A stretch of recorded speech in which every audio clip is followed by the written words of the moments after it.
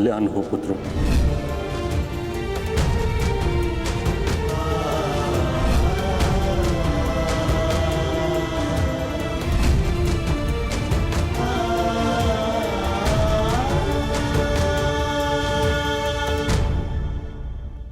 धर्मराज, समय की गति सर्प के समान होती है। वो स्वयं चला जाता है परंतु अपने चिन्ह छोड़ जाता है। ज्ञानी पुरुष बीती से सीख लेकर आगे बढ़ जाते हैं। भूतकाल का स्मरण करके वो अपने वर्तमान और भविष्य को समाप्त नहीं करते। अब समय आ गया है अपना अधिकार लेने और प्रजा को उसका अधिकार दिलाने का। धर्मराज, तुम धर्म युद्ध जीत चुके हो, अब धर्म की स्थापना करो। धर्मराज, आगे बढ़ो।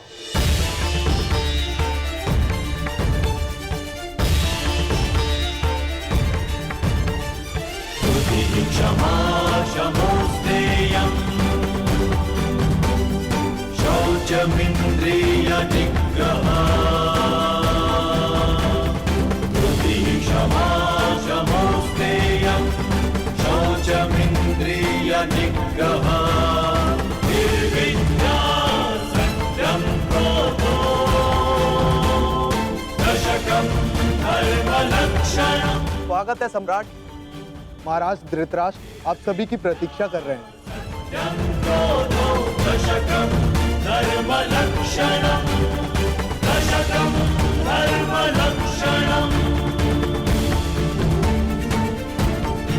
ठहरो सैनिक।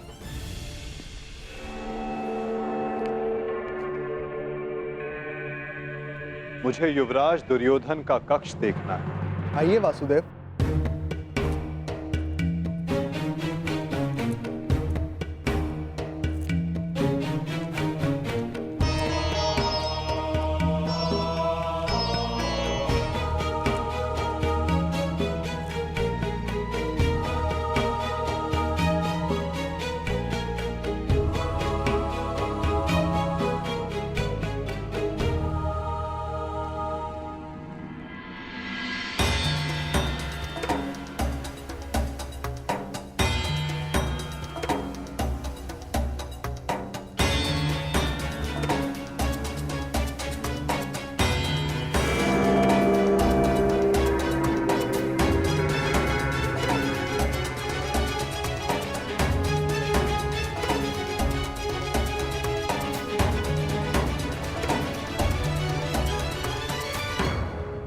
इस लो प्रतिमा का उपयोग युवराज अपने युद्ध अभ्यास के लिए किया करते थे। किंतु ना अब दुर्योधन शेष है, ना युद्ध। अब इस प्रतिमा का स्थान बदलने का समय आ गया है।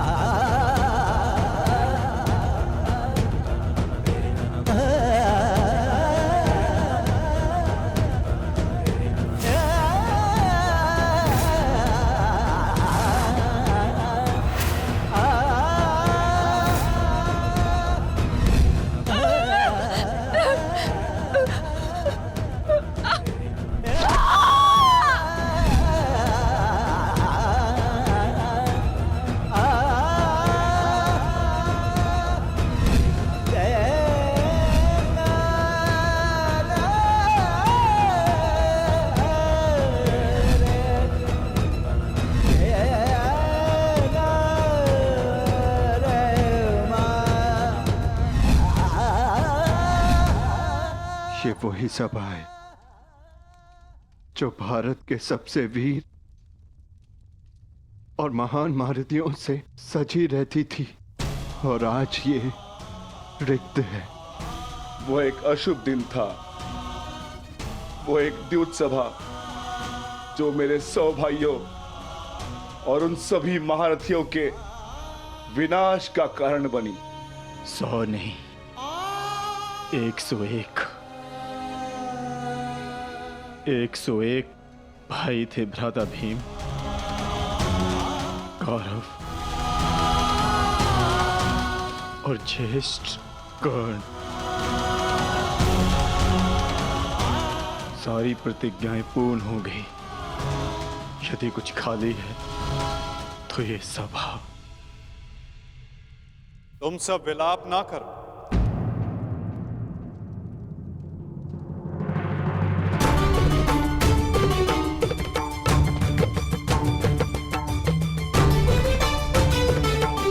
तुम सब ने धर्म के लिए युद्ध लड़ा, ऐसा कुछ नहीं किया जिसके कारण तुम्हें पश्चाताप अनुभव हो। ठीक कहा वासुदेव।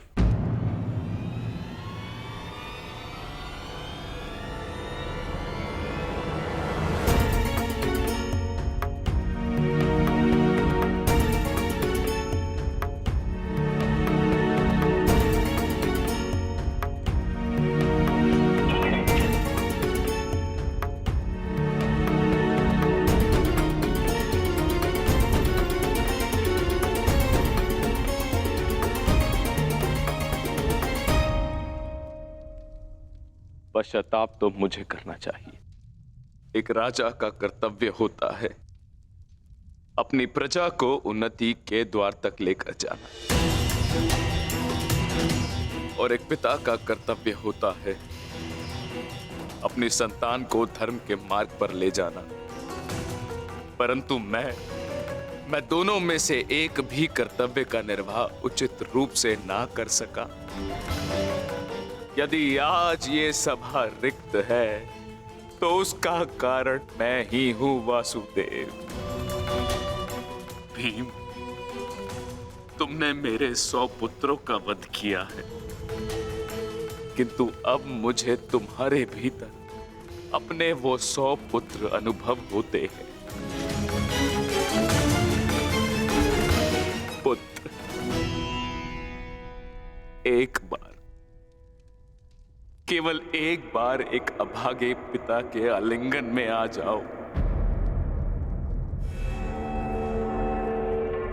मुझे ऐसा लगेगा कि मैंने अपने सभी पुत्रों को अपने आलिंगन से लगा लिया है।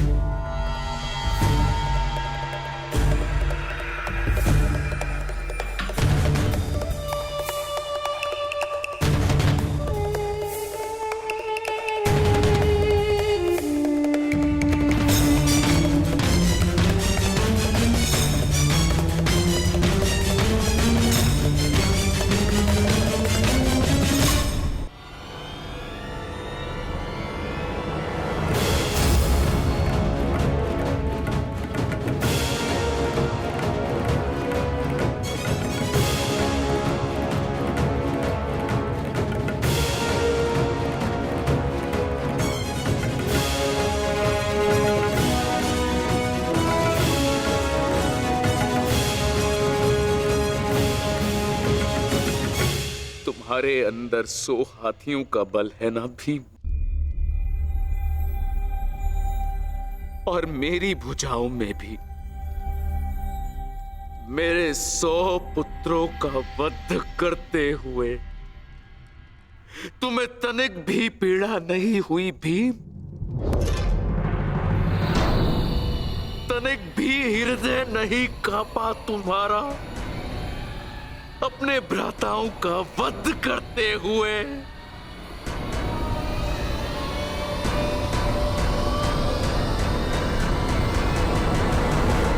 दुर्योधन, ये तुम्हारे लिए है पुत्र।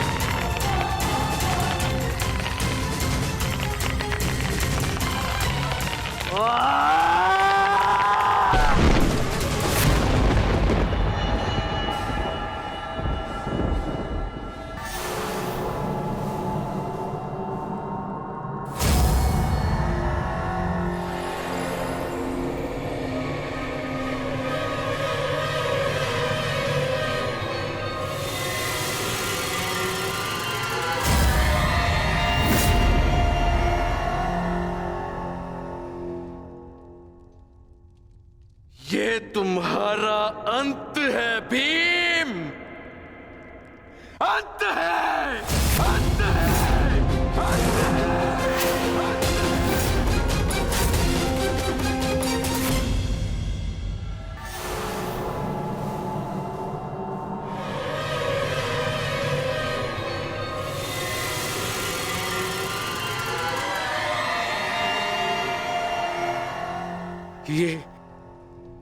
ये मैंने क्या कर दिया?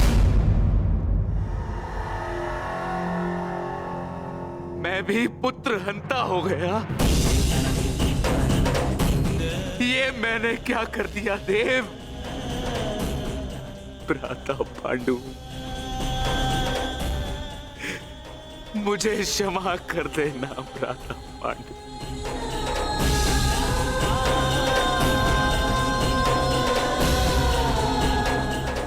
प्रतिशोध की ज्वाला ने मेरे विवेक को हर लिया।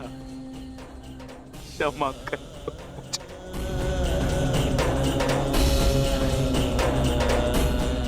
पुत्र भीम,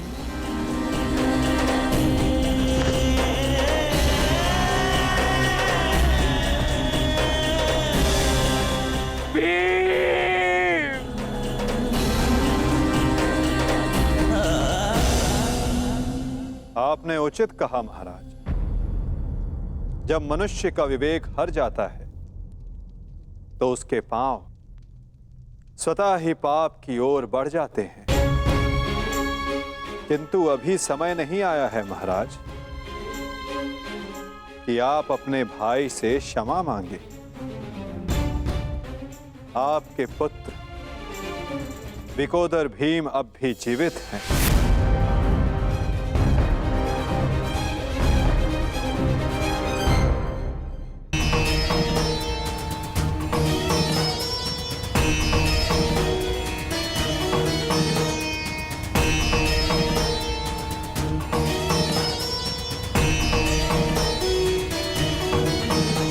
एक विवेकहीन निर्णय ने द्यूत रचा, दूसरे विवेकहीन हठ ने पांचाली का चीर हरण किया। ये विवेकहीनता ही तो थी महाराज जो महाभारत का बीज बना। नारायणं नमस्कृत्य नरं चैव नरोत्तमं प्रतिशोध की अग्नि शत्रु से पूर्व स्वयं को जलाती है। व्यासं अपने मन को शांत कीजिए। आप अभी पुत्रहीन नहीं हुए हैं। आपके 5 पुत्र सरस्वती अभी जीवित हैं। ततो जयं मुदीरये।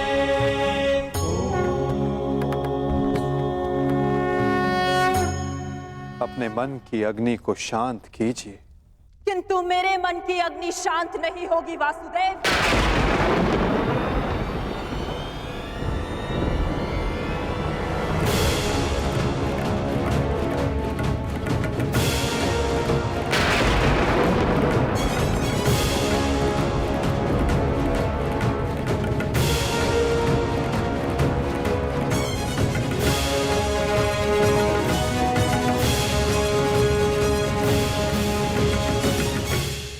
छल से मेरे सभी पुत्रों को मरवा डाला वासुदेव।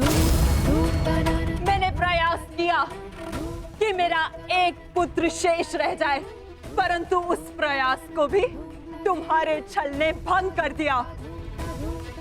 श्री बलराम को भी अपने कपट में उलझाकर मौन करवा दिया तुमने, परंतु इस माता की ममता अब मौन नहीं रह सकती। तुम्हारे छल से मेरे कुल का नाश हुआ है वासुदेव। मैं तुम्हें श्राप देती हूं कि जिस प्रकार तुमने मेरे कुल का अंत किया है, उसी प्रकार तुम्हारे कुल का अंत भी होगा।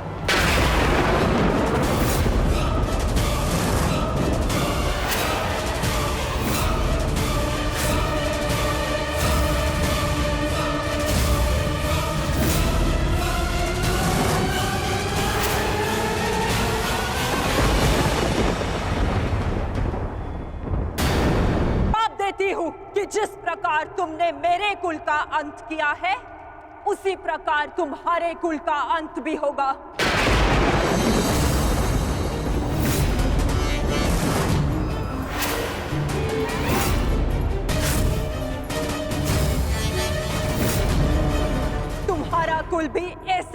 आपस में लड़कर नष्ट हो जाएगा।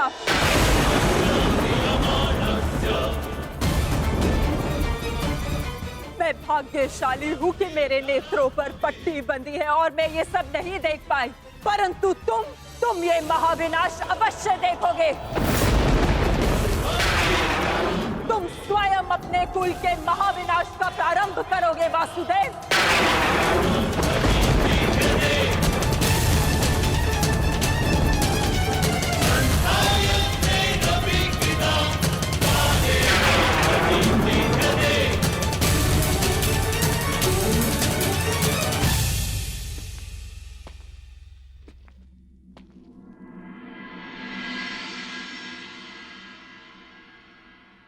जिस प्रकार एक प्रसन्न माता का आशीष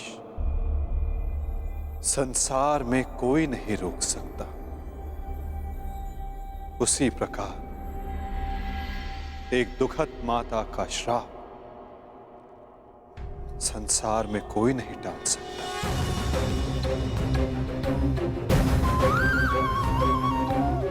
मुझे आपका श्राप स्वीकार है माते।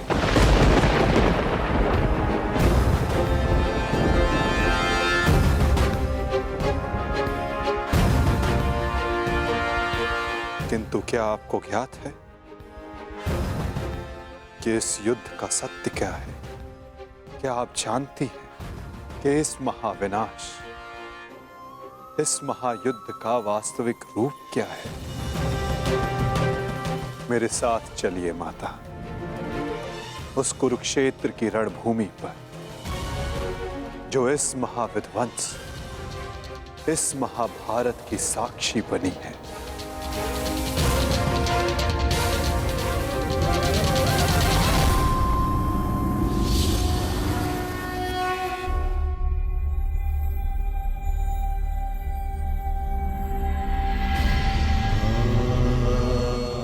ये दुर्गंध कैसी वासुदेव?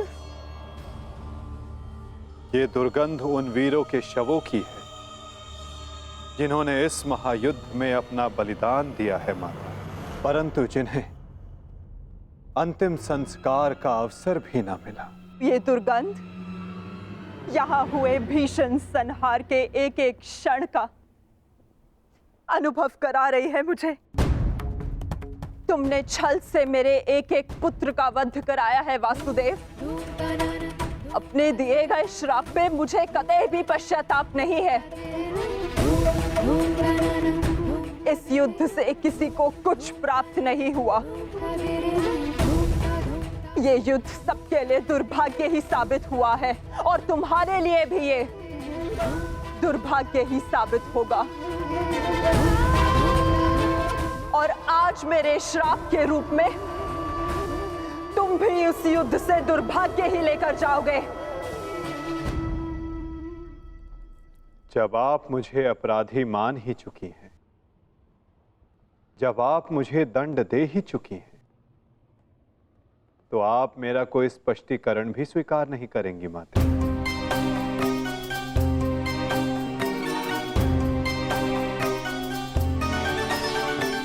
परंतु सत्य का भान आपके लिए आवश्यक है माता। जिनकी दृष्टि से इस महायुद्ध का कोई भी क्षण, कोई भी छल अनदेखा नहीं गया है माते। अब वीर बारबरी आपको सत्य का भान करवाएंगे।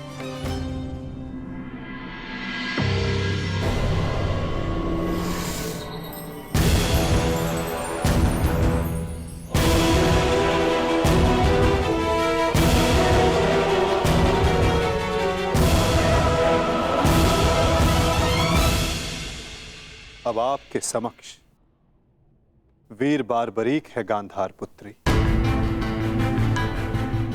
जो आपके पौत्र भी हैं, जो इस युद्ध के एकमात्र दर्शक हैं।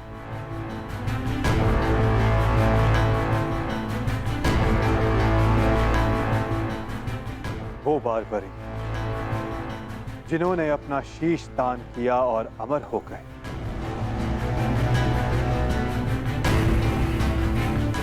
अब वही आपको सत्य का ज्ञान करवाएंगे।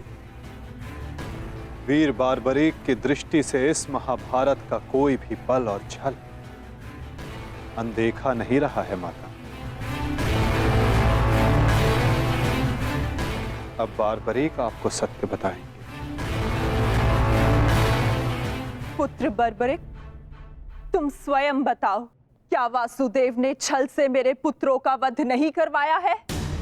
यदि तुमने इस युद्ध का एक एक क्षण निष्पक्ष होकर देखा है तो बताओ, कौरव वंश के वट वृक्ष महामहिम भीष्म, जिन्हें इच्छा मृत्यु का वरदान था, क्या वासुदेव ने उन्हें अपने छल से धराशाही नहीं करवाया है? क्या वासुदेव ने द्रोण पुत्र अश्वत्थामा की मृत्यु का छल रचकर आचार्य द्रोण का वध नहीं करवाया है? क्या मेरे पुत्र दुर्योधन की रक्षा कर रहे उसके मित्र कर्ण को छल से नहीं मरवाया है वासुदेव ने? पुत्र दुर्योधन पर युद्ध के नियमों के विरुद्ध जाकर प्रहार किया गया, क्या वो वासुदेव का छल नहीं था? मेरे समस्त 100 पुत्रों के वध का कारण केवल वासुदेव है। क्या ये भी सत्य नहीं है बार्बरिक?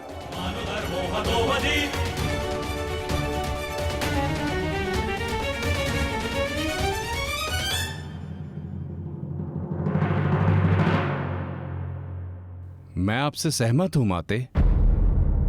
ये सब स्वयं वासुदेव ने करवाया।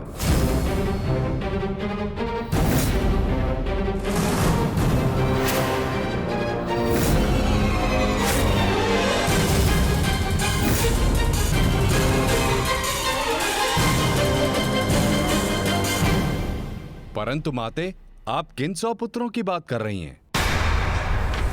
कौन भीष्म, कौन कर्ण, कौन द्रोण और कौन अभिमन्यु? सत्य तो यह है माते कि कुरुक्षेत्र में कोई था तो केवल एक पुरुष, वासुदेव कृष्ण।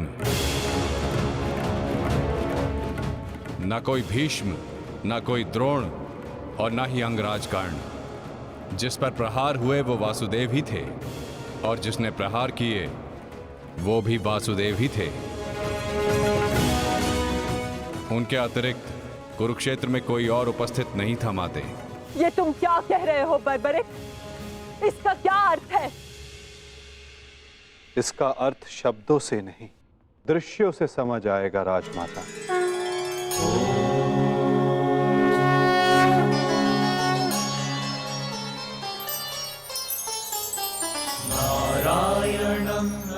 इस युद्ध के प्रारंभ से अंत तक हर प्रहार मैंने किया और हर प्रहार मैंने ही सहा।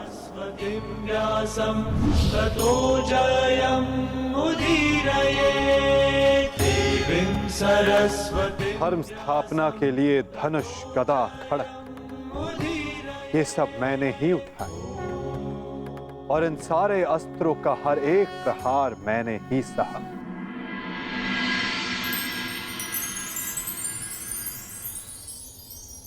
बाण चलाने वाला मैं ही था। पितामह!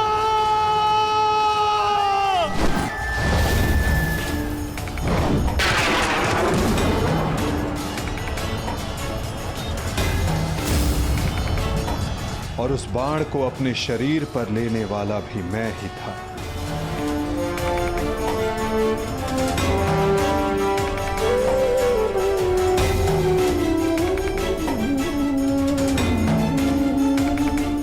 महामहिम भीष्म के रूप में भी मैं ही था और अर्जुन के रूप में भी मैं ही था। और सरशैया पर लेटने वाला भी मैं ही था। अभिमन्यु बनकर चक्रव्यूह मैंने ही तोड़ा।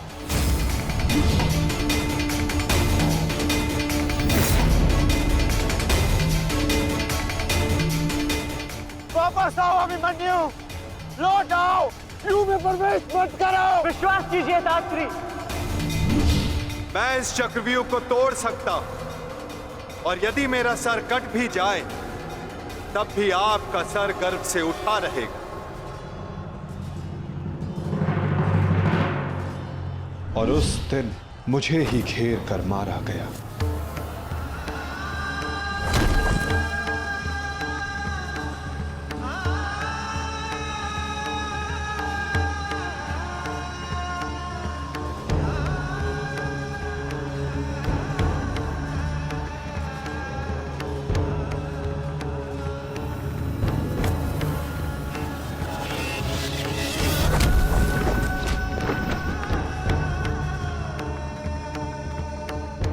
वो मैं ही था जिसने द्रोणाचार्य से कहा कि अश्वत्थामा मारा गया। आपने बिल्कुल सही सुना आचार्य द्रोण।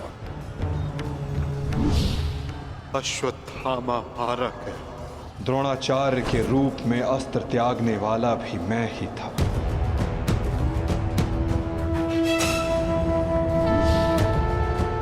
परंतु वो एक मनुष्य नहीं, एक हाथी था।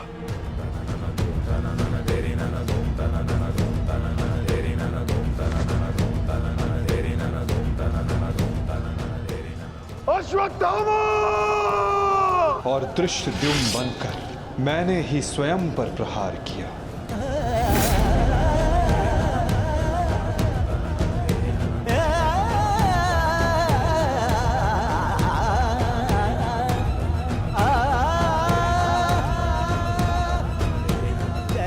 और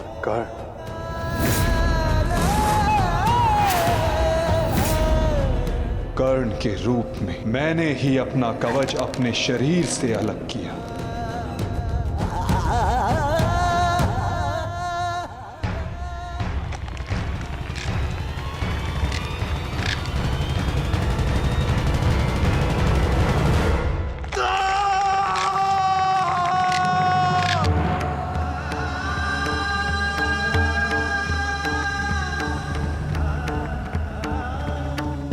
और युद्ध के मध्य में मेरे ही रथ का चक्र धंसा और मेरे ही आदेश पर मैंने ही स्वयं पर अंजलि का अस्त्र चलाया। अंगराज को मुक्त करो पार्थ। अंजलि का अस्त्र का प्रयोग करो।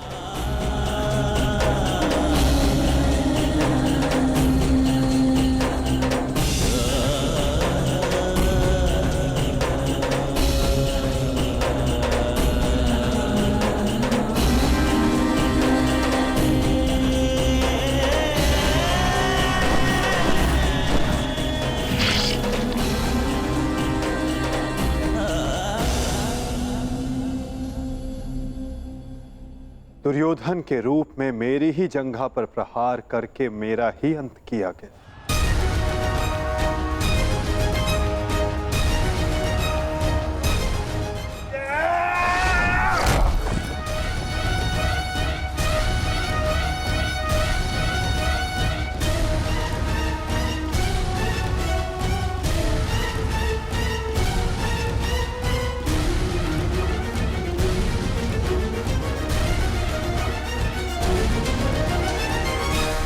द्रुपद हो या धृष्टद्युम्न, विकोदर भीम हो या अर्जुन, सब में मैं ही था। मैं ही विजयी हुआ और मैं ही पराजित हुआ।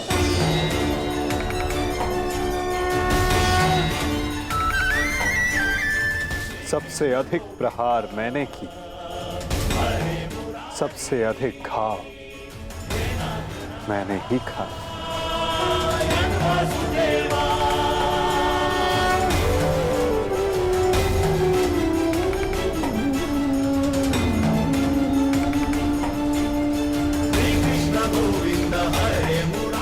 अठारह दिनों के इस महासंहार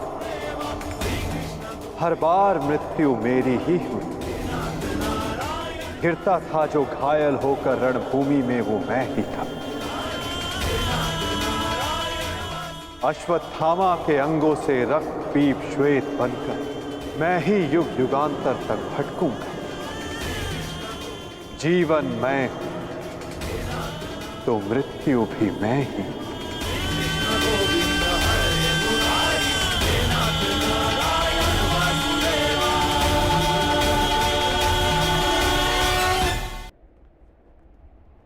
श्राप तुम्हारा स्वीकार है माते।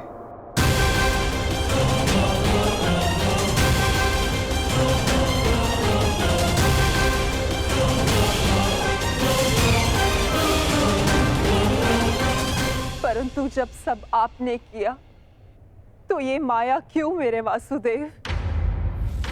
आप सब एक क्षण में ठीक कर सकते थे, तो फिर ऐसा आपने क्यों नहीं किया?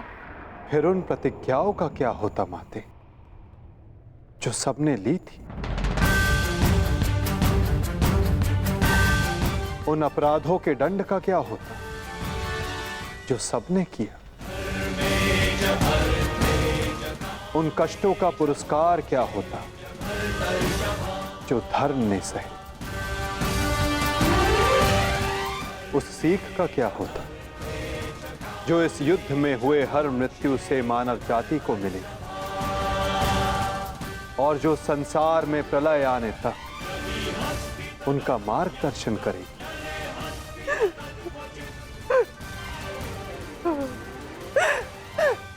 मुझे क्षमा कर दीजिए वासुदेव।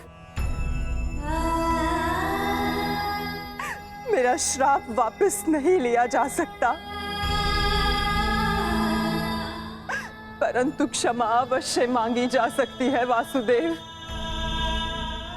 अपने पुत्र मोह में खोकर मैं उचित और अनुचित का भेद भूल गई थी। मुझे क्षमा कर दीजिए केशव कि उस हो रहे अधर्म के विरुद्ध ये गांधारी अपने स्वर ना उठा पाए। क्षमा कर दीजिए।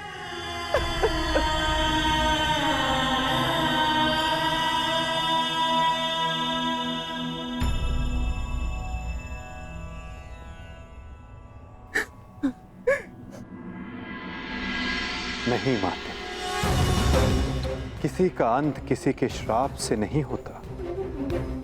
यदि किसी का अंत होता है तो स्वयं के पापों से। यदि यदुवंश का अंत होगा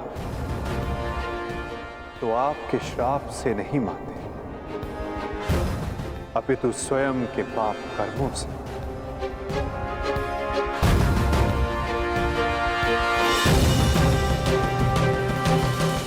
जब जब समाज में अपराध बढ़ेगा, एक महाभारत सामने आएगी। अपने ही अपनों को काटेंगे, कभी कुरुक्षेत्र में तो कभी द्वारका में।